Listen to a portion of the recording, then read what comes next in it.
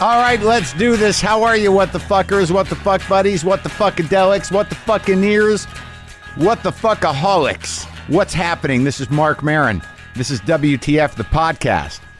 Yes, Keith Richards is on the show. He's got a new album out, Cross-Eyed Heart, which is out now. It's a sweet record. It's closer to Talk is Cheap, which was a great solo record. There's a documentary, Keith Richards, Under the Influence. It's now on Netflix that everyone's loving. I got to watch it.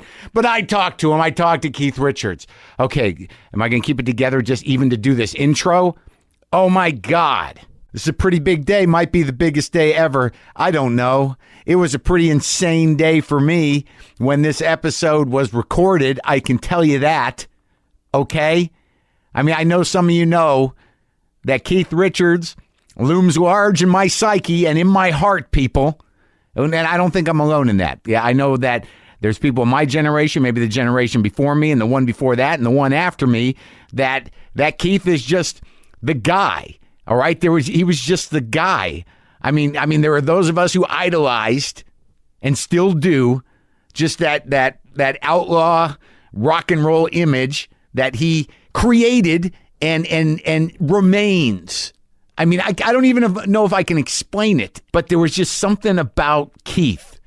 And those who get it, get it. I mean, Keith was just like the personification of fuck you. And there was something about that with a guitar. He was just a big fuck you with a guitar. And I was compelled, man. I don't even know when it first happened to me. I mean, I knew the Stones, but in my mind, there's an issue of Guitar Player magazine with him. It's not even a particular good picture, with his eyes half closed, with that fucking Telecaster, that TV yellow Telecaster, just leaning into it. And I was like, God damn it, that's it. That's all of it. That's all you need, is whatever's going on right there. That's all you need. And it wasn't even about necessarily, it wasn't even about like being in a band or anything. It was just something about Keith and about drugs and about fuck you and about style and about all of that. I mean, I'm fortunate that I didn't pursue the exact life he represented. You know what I mean? I mean, not so deeply that I died for it or got strung out. I'm also fortunate that I didn't pursue a life in music. I only say that because I just wasn't cut out for it. I was not that good a player. Wasn't that confident necessarily, which I learned now is really all you need. I mean, but being in a rock band was just not the direction that my ego was dragging me at that time. And also, I think it would have diminished it. My love and worship for fucking Keith Richards. The coolest guy in the fucking world. And I know that may sound hacking to some of you kids as I condescend to you. I know even using the term rock and roll may sound dated and weird, but Keith Richards was the original thing.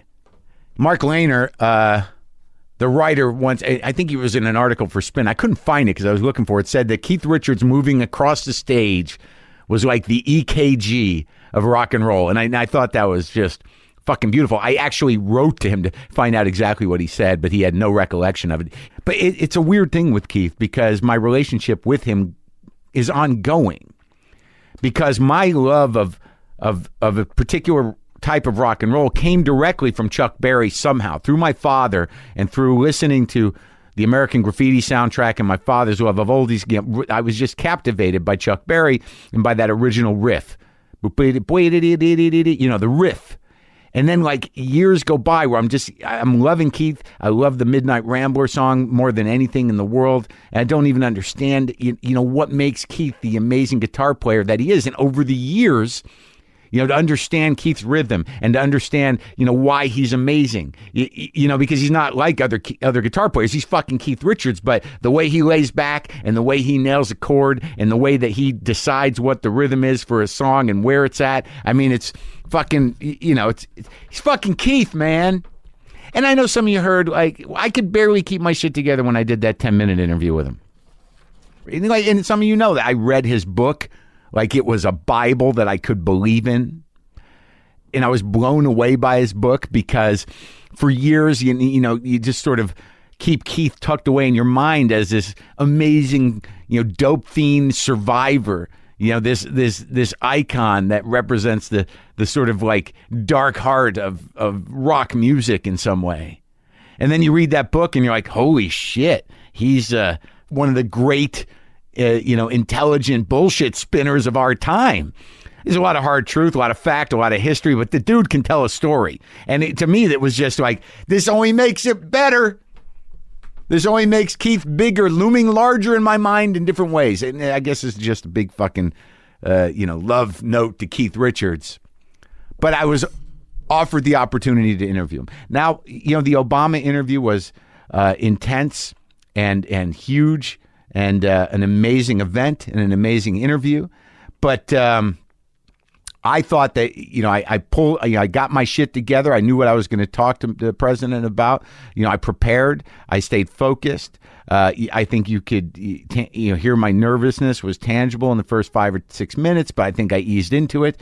And, within a very short time, I was calling him man and finishing his sentences for him. That's the leader of the free world. Could I keep my shit together with Keith Richards? Did I prepare? So my interview with Keith was to take place in New York City.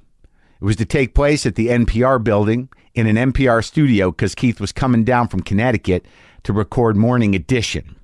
So we got to, the publicist, Fran, who was amazing, set us up to use the NPR studio after he did Morning Edition for an hour.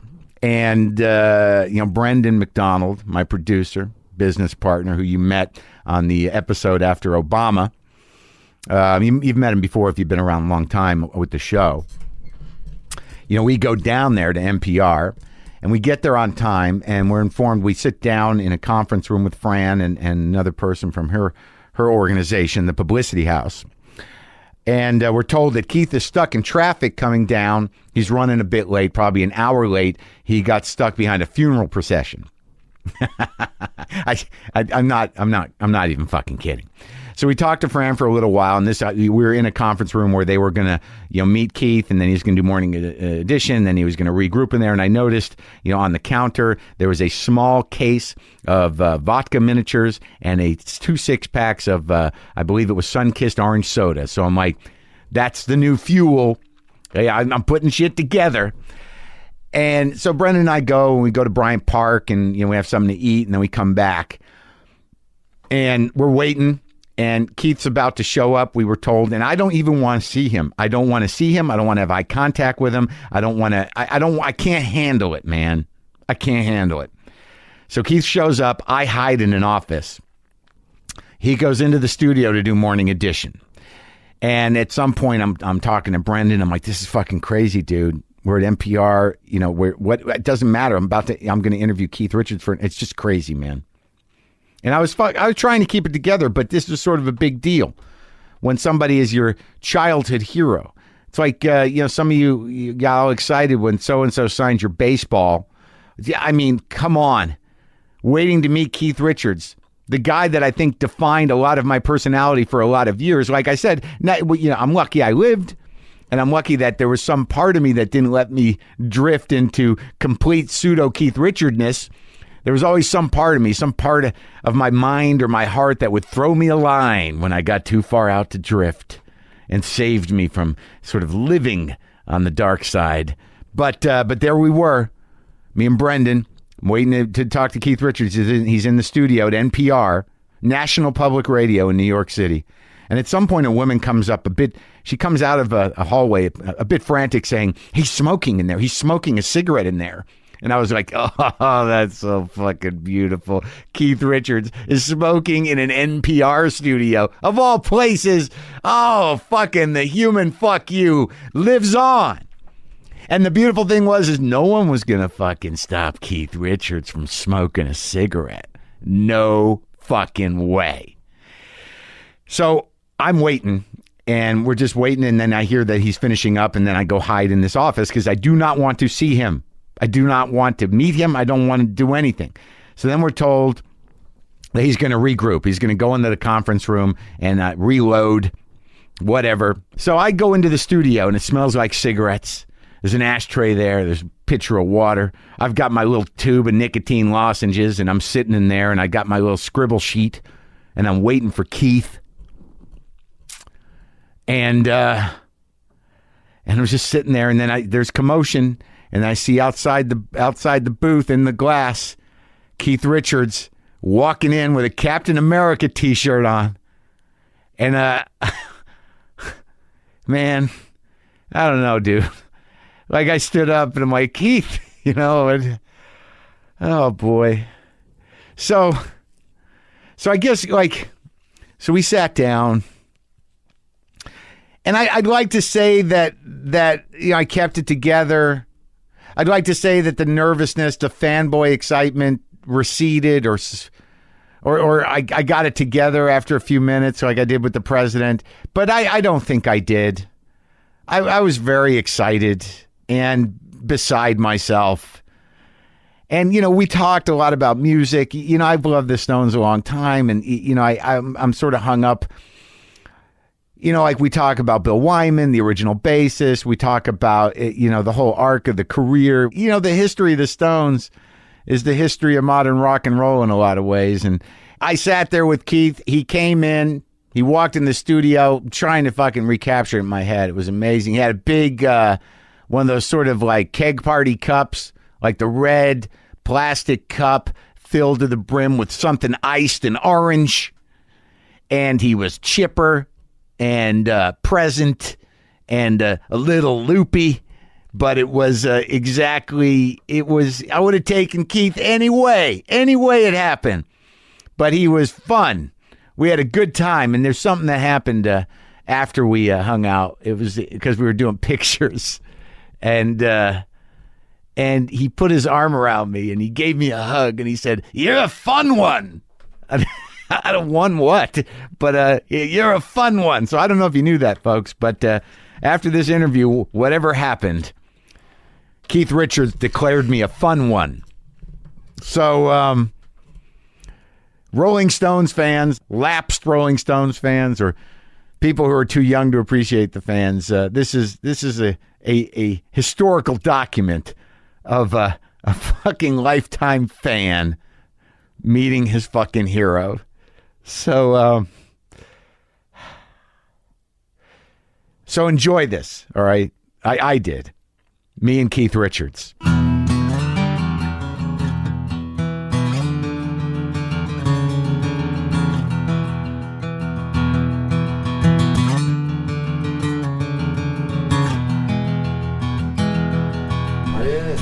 Hey, man.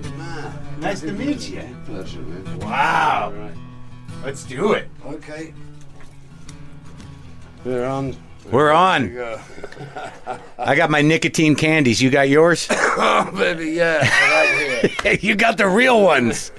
Oh, I miss the Marlboro Reds. Yeah, man. I actually thought about smoking. I thought if there was a time to start again, it would be with you.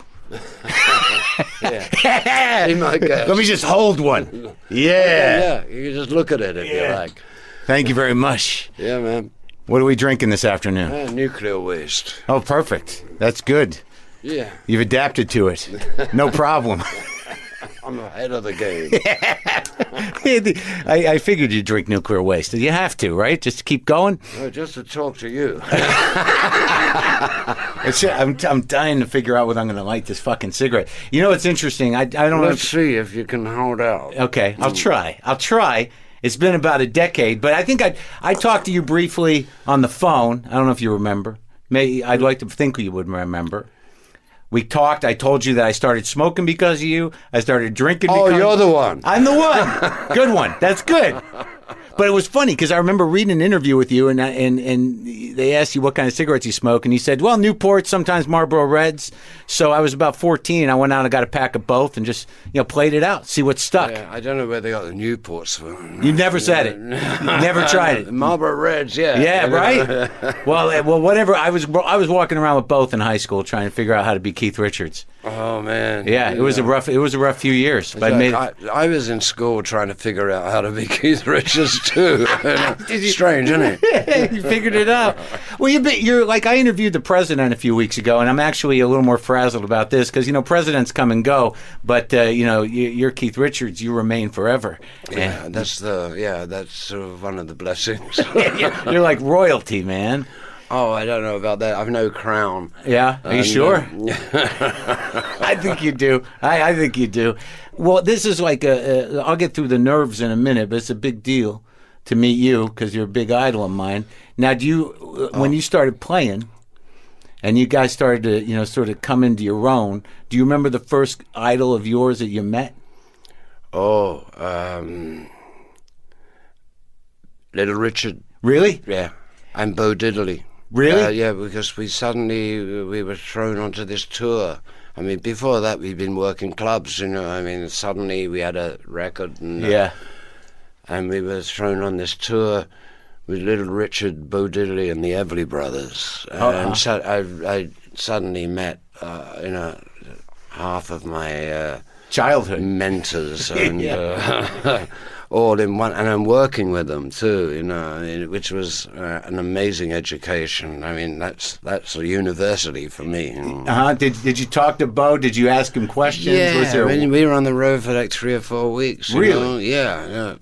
I used to take care of Jerome Green, was his maracas player. And Jerome was a great lush. Yeah. And it was my job to get him out of the pub, to get him on stage. It's funny, I think those roles changed later in life. I was willingly happy to do it. Because Jerome was a loose cannon, and somebody had to do it. Right. So we ended up becoming great buddies, and Bo. Little Richard was amazing to watch. Yeah. His stagecraft, let alone his music. I mean, he had an English band with him, which they weren't bad. A pickup band? Yeah, basically. But they were pretty good. But I mean, I'd have wished he had his own band with him. But at the same time, man, the way he would, you never knew where he was going to appear from. Right. I mean, he'd let that band play Lucille, let the riff. Right. For like 5 minutes, non-stop. Right. In total darkness, And then he'd turn up in the back of the auditorium, with the spotlight on him. And walk through the crowd? Yeah, and then walk through.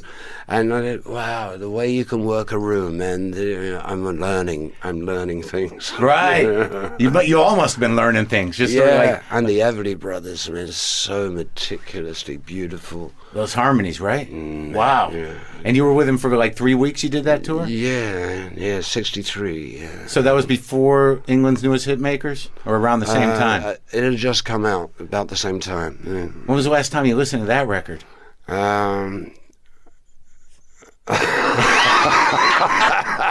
The odd track, now and again. Yeah. It's a weird thing because, like, I listened to that record a lot, and I came to the Stones like much later because I'm 51, yeah, so I was picking youngster. It up. Right, but that record, I played the shit out of that record.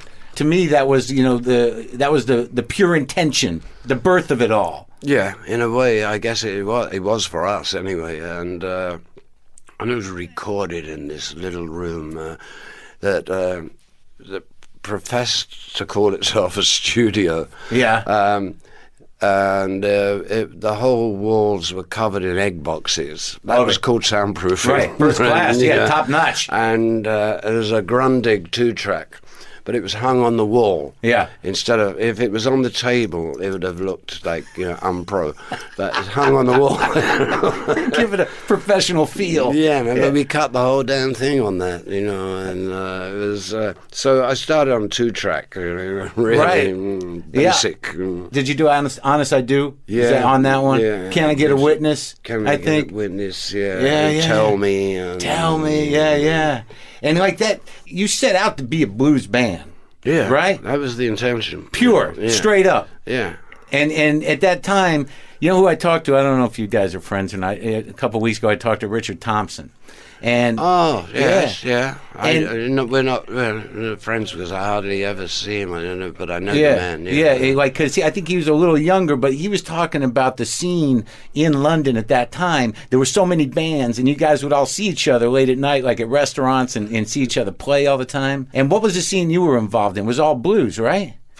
Yeah, I mean, we were strictly, at that time, at the beginning of the Stones, strictly blues. We were almost Jesuits. Well, let's say missionary. But no, our whole aim was to turn London on to, like, rhythm and blues on the blues. And right. That was like the scope for the whole universe would be. Right. That, and to have 3 or 4 or 5 gigs a week, and and that would be, that's it. Who were your guys early on? Who were the dudes that you were the most trying to emulate on the guitar, like before Chuck, the straight up blues dudes? Right, T-Bone Walker. Oh yeah. And Muddy Waters, right. Very simply Buddy guy. Yeah.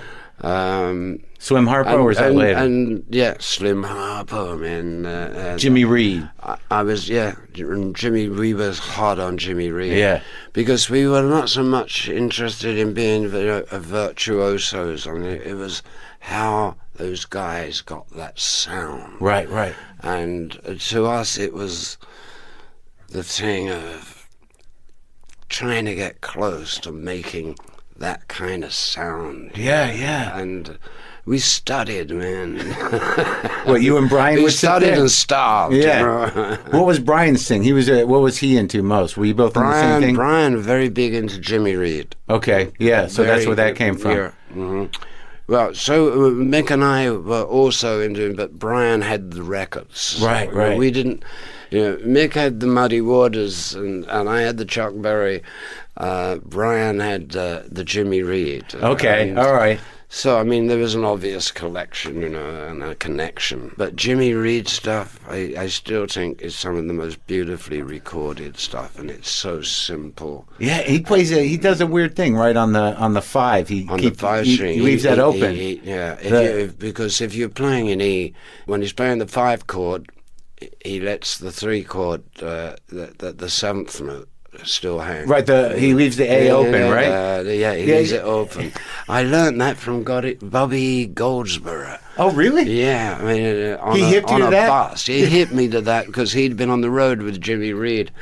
So he hipped me to, the weird thing that makes that sound is like he does this. Yeah. He leaves the open A string going, Oh man! I've been trying to get that for years. I would never have figured it. It's funny how those moments happen. I mentioned they must have been a few of those moments, like when you were putting together your chops, where you're like, "Oh fuck, that's how that goes." Yeah. Are you kidding me? I mean, you keep looking.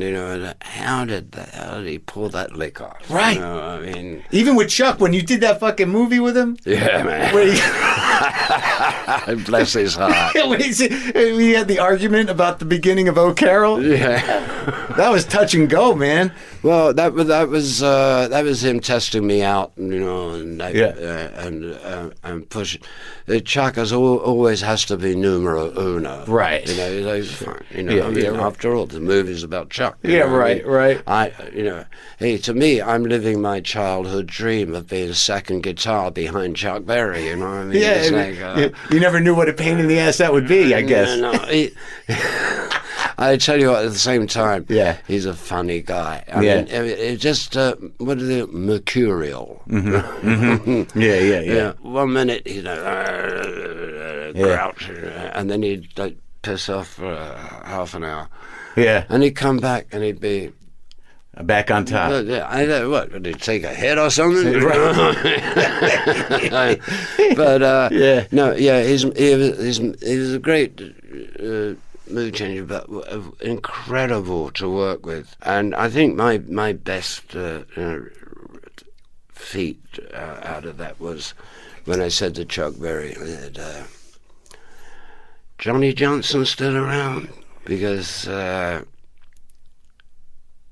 Ian Stewart, who had just died that year, who was the Stones piano player. From the beginning. From the beginning. I mean, actually, I consider the Stones to be Ian's band. Really? Yeah. He put it together. Really? He poured us together. Without him, we wouldn't have coagulated.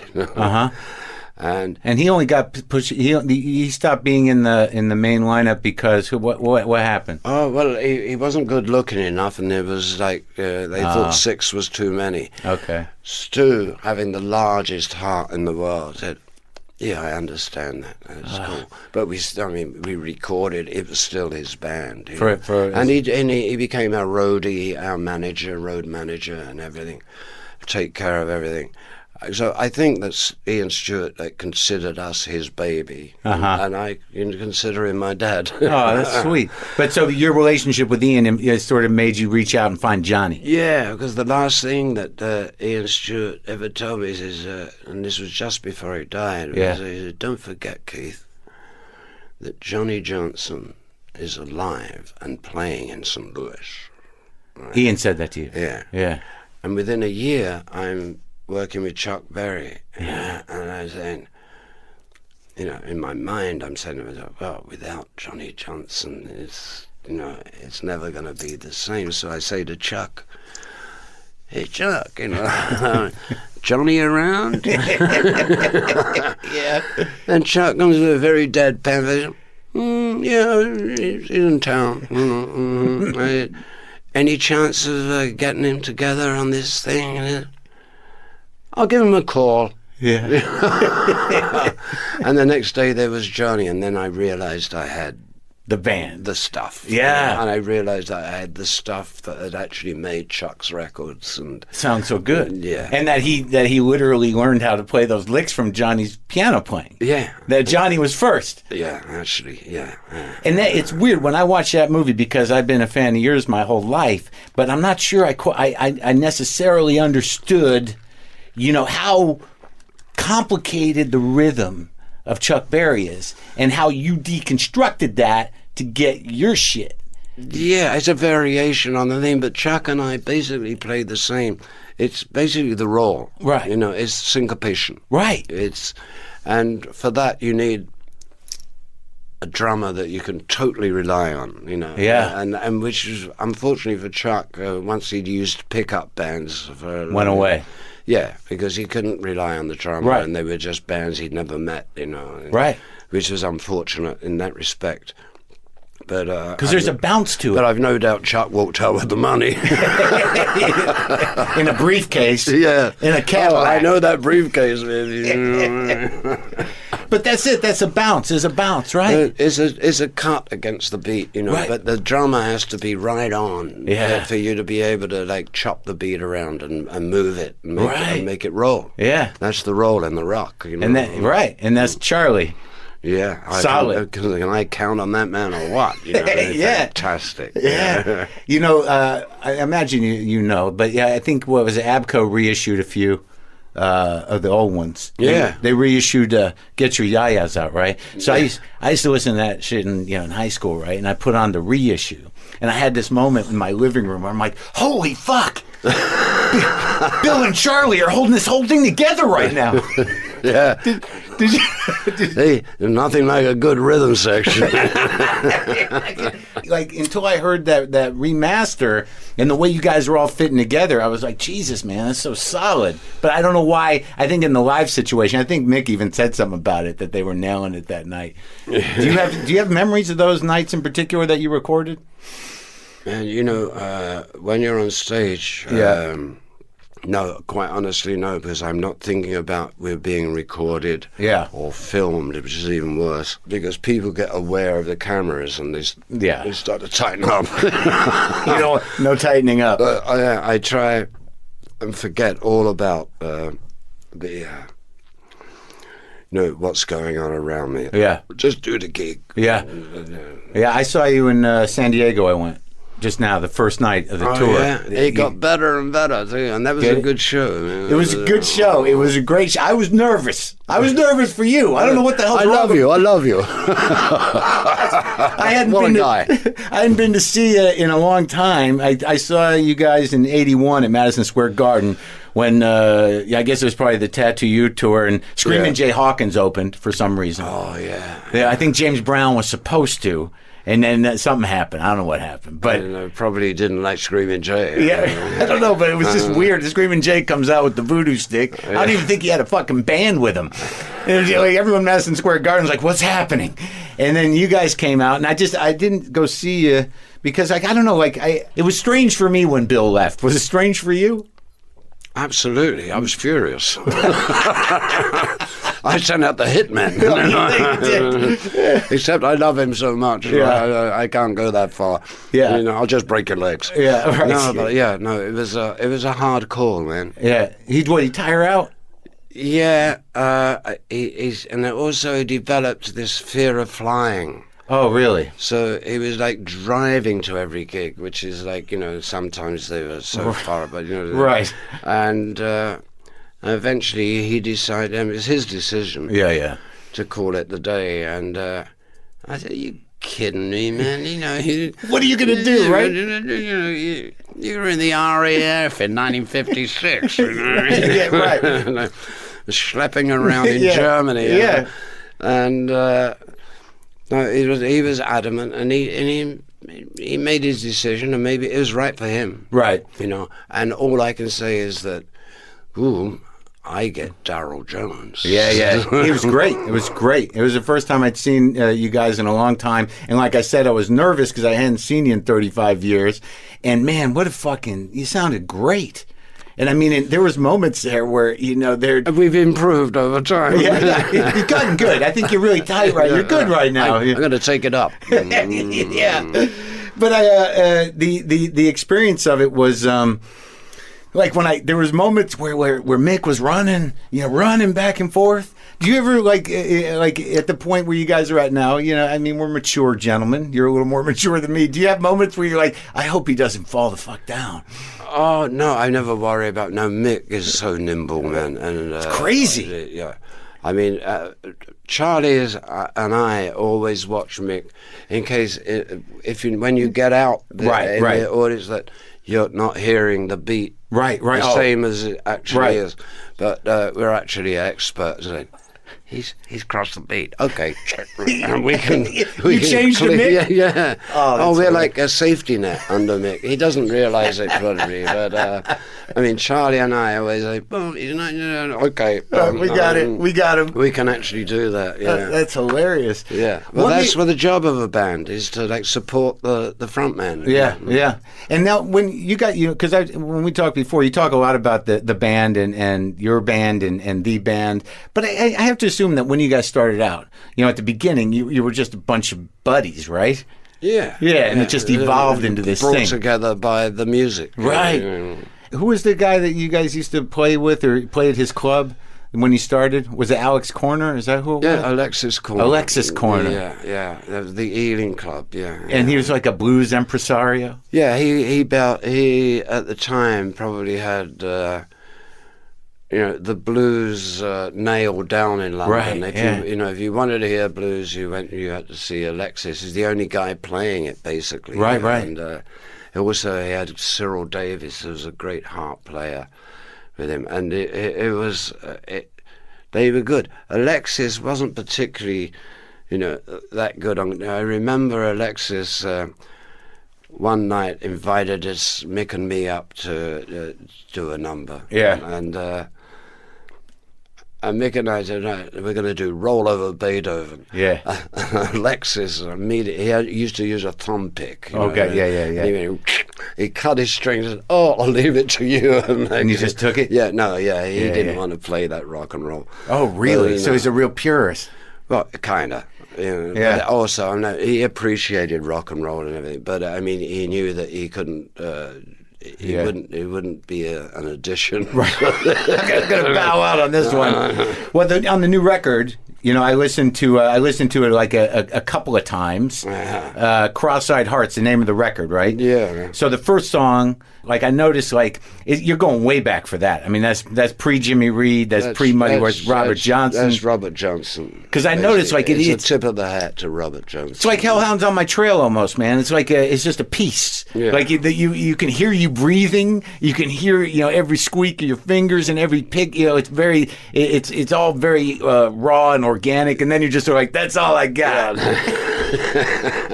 that's the riff. And no, it's not even. It's like it's almost like a blues meditation. Yeah. You know what I mean? I thought that would be when we got all the tracks together. If we're gonna put that blues in, it might as well be the starter. And then it's like, when people walk into movies and they say, the overture. Yeah. There's sort of a subtle overture as we enter. And then you bookended it with Good Night Irene, another blues, different style, more of a folk blues, but on both sides you got Lead Belly. Yeah, you got Lead Belly and Robert just holding it all in. Yeah, I wanted to do a couple of classic American folk songs. Right. And the weird thing that happened is that Tom Waits had sent me a big book on Lead Belly, and it had just arrived, and I just put it on the table. Yeah. And at the same time, and a few hours later, in walks my guitar man, Pierre de Beauport. How long you been with that guy? A million years, right? Pierre, since early 90s, 91. Yeah. And brilliant guitar. I mean, I'm lost without him, Yeah. I mean, he decides which guitar I'm going to play on songs. That's how much I trust him. And he walked in with this 12-string. So I'm looking at this book of Lead Belly. Yeah. That Tom Waits has just sent me. And I'm looking at this 12-string, and I'm saying, I have no choice. I've been ordered to do Good Night Irene. Yeah. It's pretty haunting music, some of his stuff, huh? Oh yeah, Lead Belly was deep. Deep, and I found the original lyrics, which are much. I know, I didn't know them. Yeah, they're much raunchier than because then it became, you get the black and white minstrels singing it. I mean, and it became like an American folk song. Maybe night, and people would waltz to it and stuff. But it was kind of a dirty song. The real show. Yeah.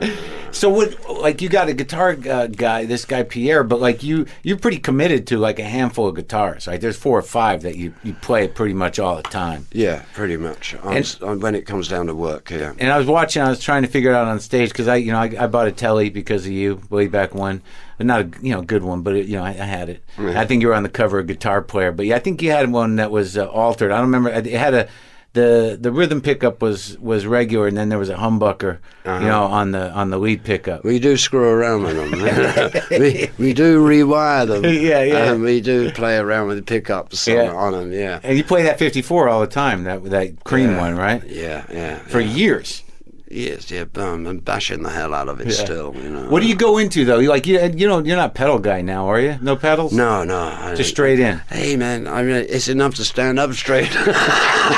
Let alone poking around on buttons. So you just change the volume when you need to. Yeah, and also any of those effects that I need actually can be done from behind. Pierre's if we need a little tremolo. Yeah. We do it from because I need to know where to put my feet. Oh yeah, Yeah. I mean, tripping over those boxes and everything, it just ties you down. Yeah. Now, what made you decide? Because when I talked to you before, you guys were maybe going to do Sticky Fingers. You're going to run all 3, but that died in one night, and the recording of it sounded great. So, what made you the next night decide like, no, we're not going to do it? Well, I don't know, maybe Mick's a better one to ask on that, but you just thought, and I think we all thought that, doing it the whole thing once was enough, and we were actually were sweating our balls getting through it. Really? But hey, the whole album, Sure. The hardest one to play and one of the most beautiful ones is I Got the Blues, which is so slow. Yeah. And it's the hardest thing for a band is to keep a slow tempo down. I mean, everything tends to speed up, so it has to be, that Steve Cropper was great at that with Otis, and Al Jackson, the drummer, in Memphis. But you guys didn't want to drop into that. I also noticed, I think that there's to be the greatest rock and roll band and the biggest rock and roll show, you're gonna you got to be big. You know what I mean? You did Moonlight Mile, which was beautiful. He hit those fucking notes. That was crazy. Yeah, I started to like playing that on the stage. At first, I thought, going out on a limb here, Mick. It's a little sparse. But as we got into it, it was beautiful to play and great fun, and they were loving it out there. Yeah.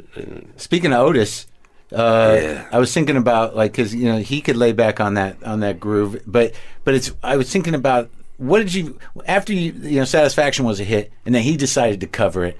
That must have been a big fucking day. Yeah, that was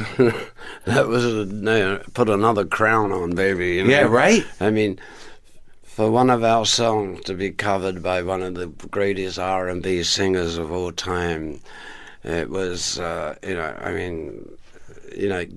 let's die and go to heaven, or wherever. I know, because that was basically the cream on the whole thing. And then Aretha did it, and and then we were like in double heaven. Yeah. But no, it was great to get that respect and that respond and reciprocation back from. Hey, after all, he played black music, and we're white as white can be. Yeah, and he found that groove though. To make that a soul song was something, huh? Yeah, it was amazing. And it was just amazing that these people that respected and admired so much would do one of our songs. And then you played on this record, on the new record. Did you use Spooner Oldham, right? Spooner's there, yeah. And he played with Aretha on some of the big hits, right? Yeah. Down in Muscle Shoals. So that must have been amazing to work with that guy. You'd worked with him before? No, first time I've ever met Spooner, although I've known him, I feel like I've known him for years because he's been on so many regular. It was actually Graham Parsons that first pointed out Spooner Oldham to me. Really? And that was in 71 or 70. He knew it. He felt it. Graham knew country music, and Spooner was basically a country music player at that time. And, I didn't even know that he was still around, and a couple of phone calls. Steve Jordan, bless his heart, the man I work with, and who co-wrote these songs with me and produced it. Great drummer. Fantastic drummer. Been playing with him a long time on your solo stuff. Yeah, I was turning Charlie Watts said to me in about 85, 86. So we knew the Stones were going to take a hiatus or a hibernation or whatever you want to call it. And Charlie Watts said, if you're going to work with anybody else, Steve Jordan's your man. Oh, yeah? And I took him at his word. I listened to Charlie assiduously. And Steve and I started to work together. And not only we just sort of worked together, we fell into each other's arms, and he was a great friend of mine. And, that's great. It's beautiful, man. Yeah, I mean, it's nice to walk into a studio with a bunch of dudes and and trust, and then we're going to make something. And so, the winos came together, Ivan Neville, man, Waddy Wachtel, I can never Forever praise. You play with that guy. I love that guy. Long time, right? Great player. Great. Yeah, it's simpatico. Yeah, and this was the last record that Bobby Keys played on. Unfortunately, yeah. I'm sorry you lost your friend, man. Yeah. Thank you very much. Yeah, hey, Bobby's probably laughing his head off. But we had no idea that was going to be his last recorded stuff when we did it.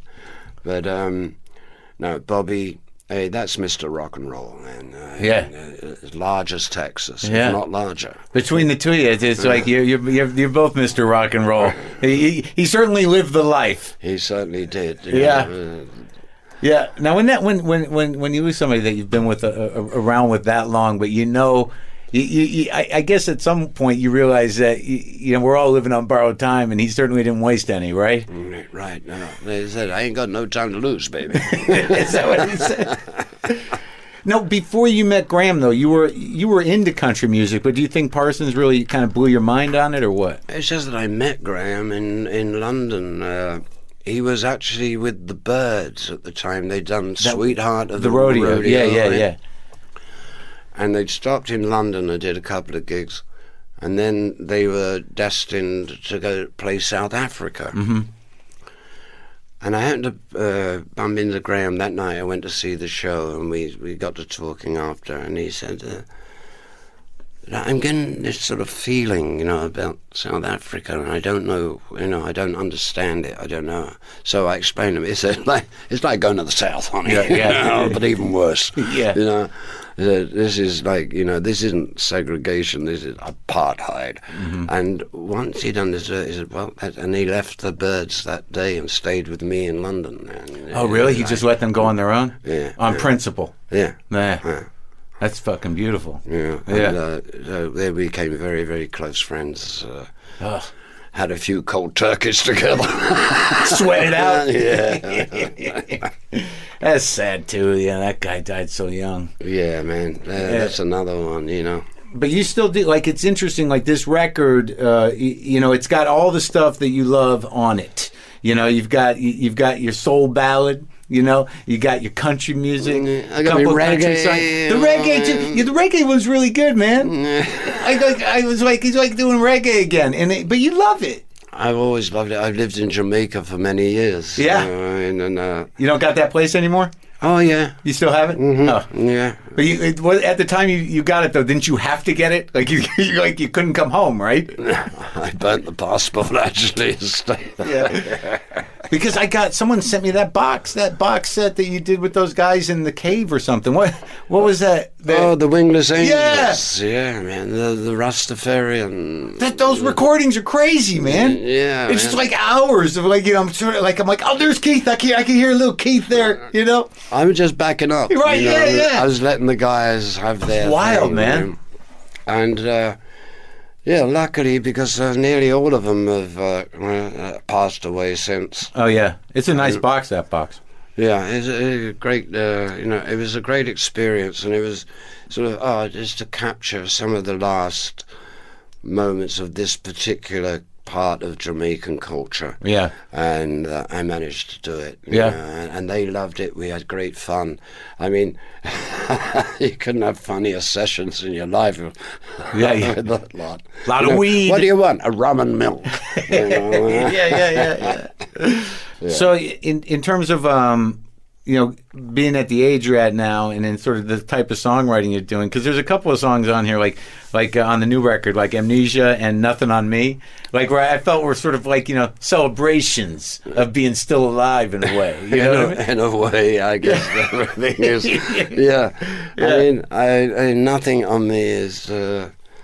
It basically was about being busted. Right.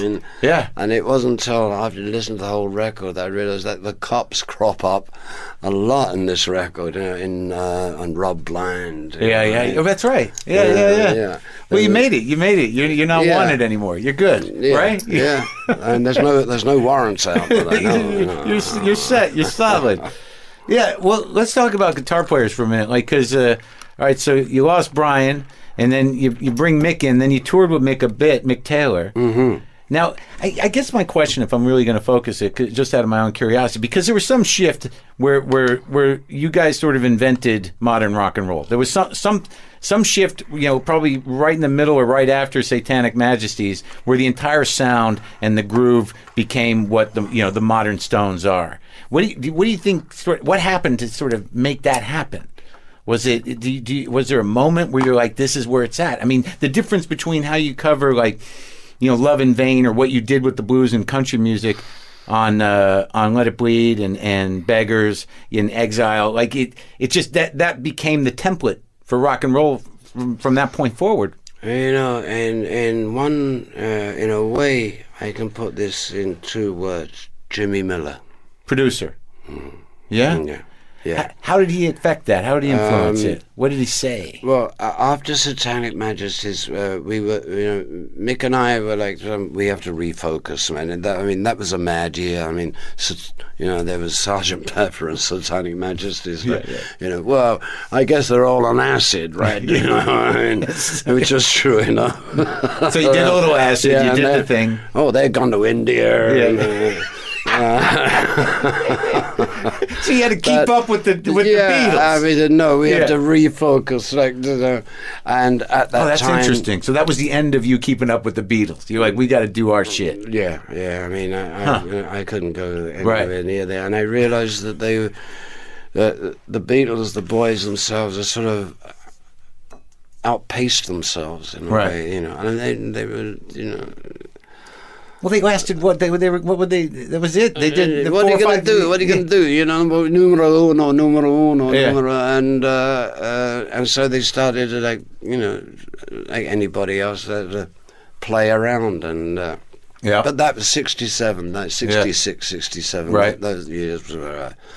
I mean, it was crazy. I mean, there was LSD all over the place. Right. And so if you made. Did you like that shit?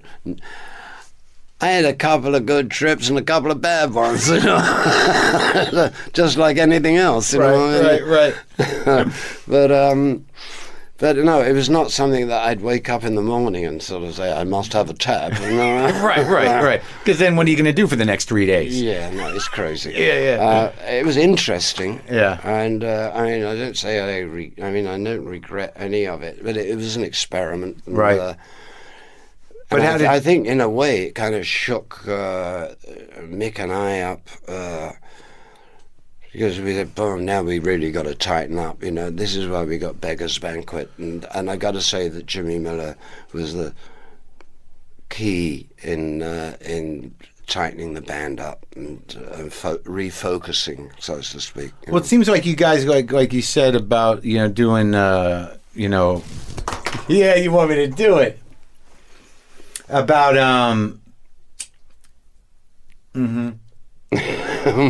smoking that first cigarette in 10 years with Keith Richards. I don't know why I wouldn't do that. Thanks, man. I'm a bad influence. Man. Not you, Keith. That sounds so.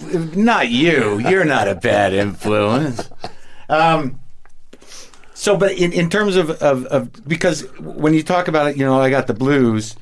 And that laid back thing. I mean, somebody, relaxed the band. And if it was Jimmy Miller, how did he do that necessarily? You know what I mean? Get you into that groove. Because the sound is pretty different from Aftermath to fucking Beggars. Yeah. It was, I think, after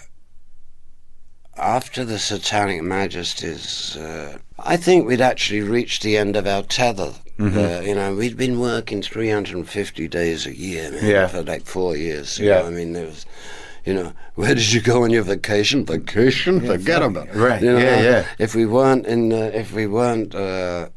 the road, we were in the studio. And I think, basically, even at that age, we'd pretty much worn ourselves out. The year between that and bringing getting Beggar's Banquet together was basically re-energizing, getting some rest, re-energizing and refocusing. And as I say, to me, it was Jimmy Miller that kind of put the lens in the focus, And so he was a drummer. He had a great sense of sound, and he loved the band. Right. I mean, and he brought out the best in us. And did Brian die in the middle of that? Somewhere around there, yeah. But Brian, I mean, is the kind of guy you love to hate. Yeah. Oh, really? Yeah. I mean, he was brilliant but annoying. Is that what you're saying? Brilliant, yes. Beyond annoying. No, that motherfucker. Yeah. He would, we'd be in Chicago and play a gig, and he'd get asthma, and I got to play 3 weeks in the Midwest without another guitar player. I mean, so he's thank God fragile. the girls were screaming loud enough. But I mean, I'm trying to cover all bases. Yeah. And then I find out that he was out of the hospital the next day and like hanging around screwing groupies and that. Excuse me, man. We need a little more dedication. Yeah. You know? You need a guitar. You got a job. Yeah, you have a job. You're in a band. So it went kind of from there. Yeah, you know. I mean, that he was, he became a drag. Yeah.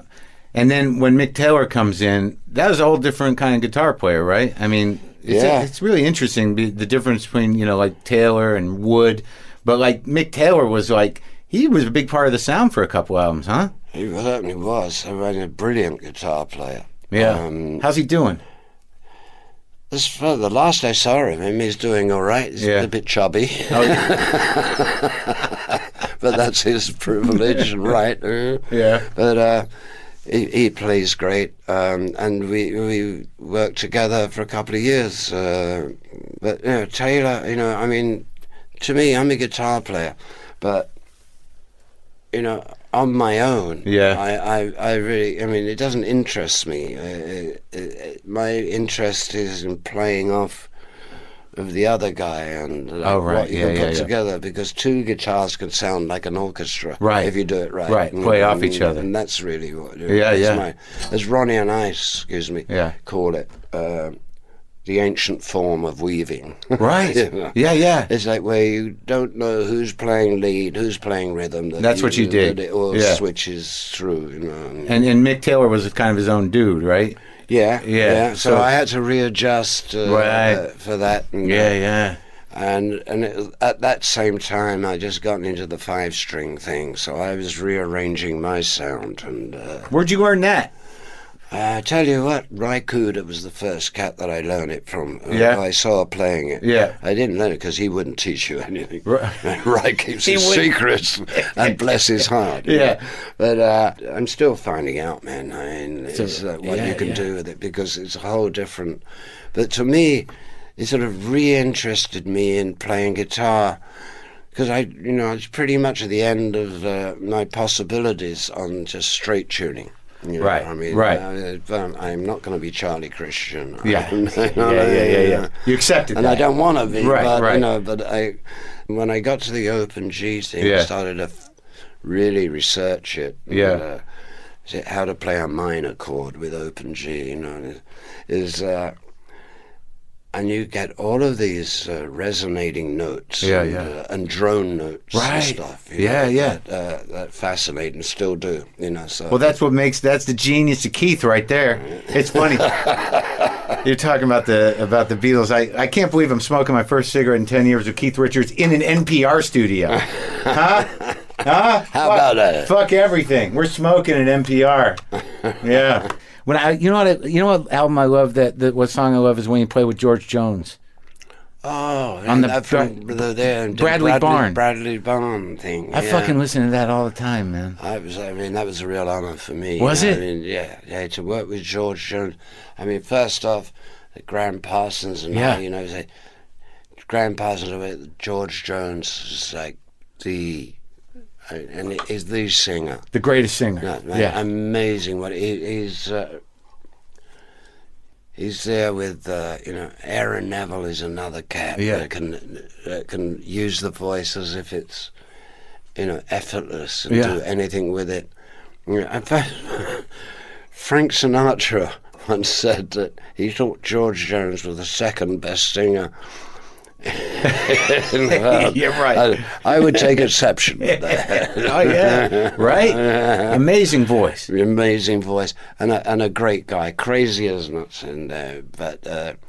Were you guys playing off each other in the studio at the same? So you did it live, like that. You feel it too, man. That's a beautiful song. Darling, there's talk around town. Yeah, it's fucking great. And you played with you did a record with Jerry Lee. Yeah, man. Jerry Lee is another great friend of mine. Yeah, still? Yeah. He's still hanging in, huh? Man, he's amazing, man. I guess you old devils got to stick together a little bit. I guess. We've had our tiffs and we've had our You know, but no, Jerry and I, you know, it's sort of a recognition of similar souls. Right, yeah. And you were able to play with Muddy? And you played when Buddy's still around, so you play with him sometimes? Yeah. Buddy was on the show with us in Minneapolis. Or Milwaukee. Did you play with Wolf? Howlin' Wolf, yeah, once on that Shindig TV show. Yeah. Oh, I think we didn't actually play with him. No, I was there. And you watched? Yeah, I once woke up in his house. How'd that happen? Well, I don't know. I fell asleep at Muddy's. I woke up in Howlin' Wolf. In Chicago? Yeah. It was some party or something, you know. They must have carried me from one on... what are we going to do with this white kid? I don't know. We'll just take him with us. You know.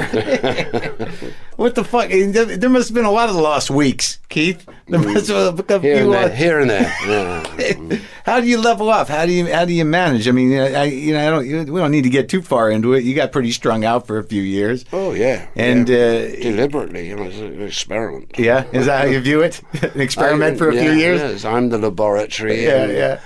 When did you realize that the experiment was over? It was going on too long. Yeah. You know, I mean, you've been threatened with, you know, 7 years hard time, you know. That'll do it?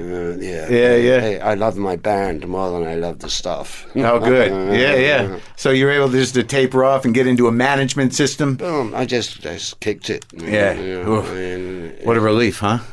Yeah, in a way. I mean, I got sick of dealers and junkies, you know. Because that's, you end up, in that stuff, you realize that the only people you're talking to are like other strung out cats. That's right. You're in a hotel room full of people you don't know who are waiting for the man and all that. And, right. And so it was time to cut that out. And cut it. You know what's scary about that is that if you're in a room full of 5 or 6 of those dudes or whoever that attracts, if you go down, if you fucking OD, you know what? You're going to be alone in that room. Oh, yeah. And no one's going to fucking call the cops. No one's about it. Right? Yeah, man. Oh, shit, he's down. Let's go. I've seen the bodies. Yeah. It's a scary fucking world. Oh, my God. I didn't realize you put out a new book that I downloaded to read on the plane, Gus and Me. Oh, and yeah. I read your children's book. I thought it would take a little longer. It took me 8 minutes, but I downloaded it. It took me 4 minutes to read it. And to write it. Yeah. But it's really a pretty book. I mean, did you ever think in your life that you would be a children's book writer? No, you think? I mean, the idea came up. I thought, you kidding me? Right. Who came up with that idea? The publishers of life, of my own book. They'd come up with this idea about, there was a chapter in there about my grandfather, and they said this could be a really nice children's story. And I thought, if I'm going to write anything and do anything for kids, I can only talk about something I love, you know, which is my granddad and the guitar. Yeah, you know. So it was, in a way, it was like taking my hats off to Gus, who was great to me. He threw you a line. He was your lifesaver. It's a cute little book. And your daughter illustrated it. Yeah. And it was a family affair. Yeah, but she did a great job. Those are really pretty. Yeah. It's a pretty little book. I couldn't believe I'm reading. I'm getting choked up reading a Keith Richards children's book. I know. I love to sort of throw you the odd. You know. Yes, I'm listening to your record, and then I'm reading your children's book, and I'm like, what the fuck? All I wanted to do was drugs when I'm broadening my horizons. I'll say, man. Well, you've got some grandkids, right? I've got 5. 5. Yeah. Do you love hanging out with them? Yeah. Yeah? Yeah, it's worth hanging around to be a granddad, you know, yeah. Did you ever think you would? I mean, at certain times, no, you know, but here I am, and there's 5 grandkids, and it's another thing, you know, it takes you on another level. It's one thing being a father. Yeah. Which is like fun enough. You had a couple shots at that. Yeah. 2 sets. Yeah, 2 sets of that. And out they come, you know, but they're great little kids. Yeah. And, yeah. What, do they have a name for you?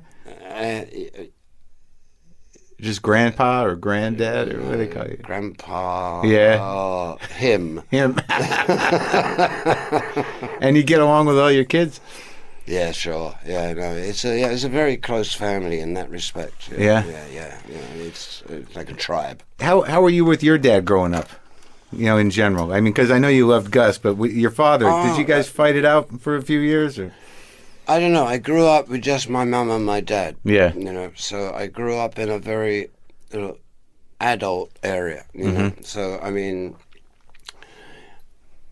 sometimes, you know, I was sort of wished I had a brother or a sister, so I didn't have to listen about the arguments about the rent and the insurance and whatever. Right, you know right, what I mean? yeah. But there's no way out of that. So you sort of grow up in an adult household, whether you like it or not. Yeah. And they treat you like a kid, and at the same time, you know they have problems, and. But not between themselves, but just like day-to-day living, you know. Yeah. I mean, my dad worked. He worked his life for General Electric, making tubes. Right. So of all things. Of all things, yeah. And this right. I'll get around to in a minute. But so I leave home 17, like the bird leaves the nest, and within a year, my mum and my dad had split up. I think I was the only reason to stay around, but so I, you know, suddenly I'm making some bread. Immediately I take care of Mum. Yeah. My dad, whatever, for 20 years no contact whatsoever. Really? Yeah, and in '82, I think '81, '82, I just sent a note and said, "See if you can get this through to my dad." You know, you know. Why haven't we seen each other for so long? So my dad comes down to my house, you know, I send him, and I'd taken Ronnie Wood with me because I wanted protection. So meet my dad after 20 years, I was scared shitless. Really? Yeah, in a way, you know, I mean, I needed some kind of support. Yeah. And out comes me dad, you know, 20 years old, a little old bloke, grey, and we snapped to straight away, you know. I mean, we just like got on, and I had more fun with him for the next 20 years. I showed him the world, you know. I said, "Get on this plane, come on," and he's got Brooke Shields sitting on his lap, and and I gave him the whole world he hadn't seen, and for the last 20 years of his life, we were like. We played dominoes endlessly, you know, with a load of other guys, you know, and he liked his rum. Yeah, there you go. But he could drink us all under the table. Man. Oh, yeah? It was amazing, you know. That's beautiful, man. And your mom? Bless her heart, yes, always saw her. And the funny thing about my mum is that she knows she's going, and I went to the hospital, you know, to the clinic. When was this? It was 2002, I think. And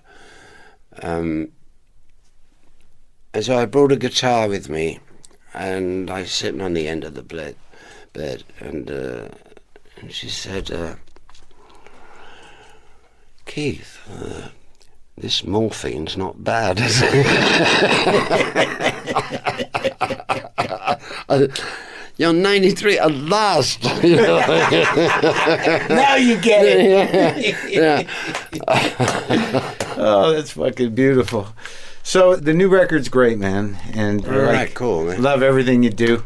And now, I guess, like to finish up, like when you look back, not so much about regrets, but is there anything you're still pissed off about?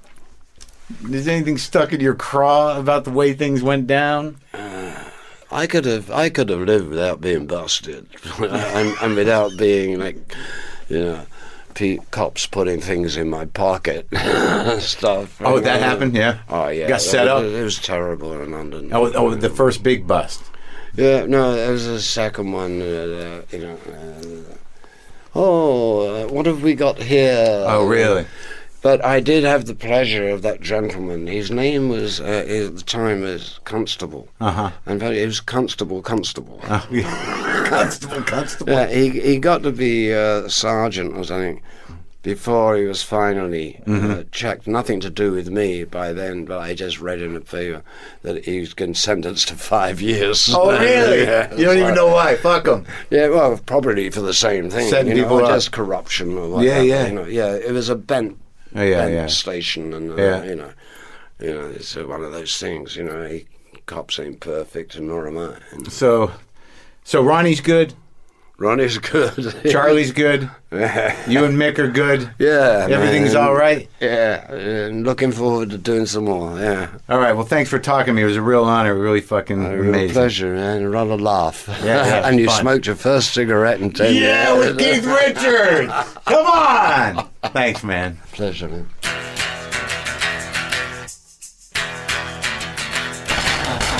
Okay, that was it. That was me and Keith. That was crazy. I got choked up.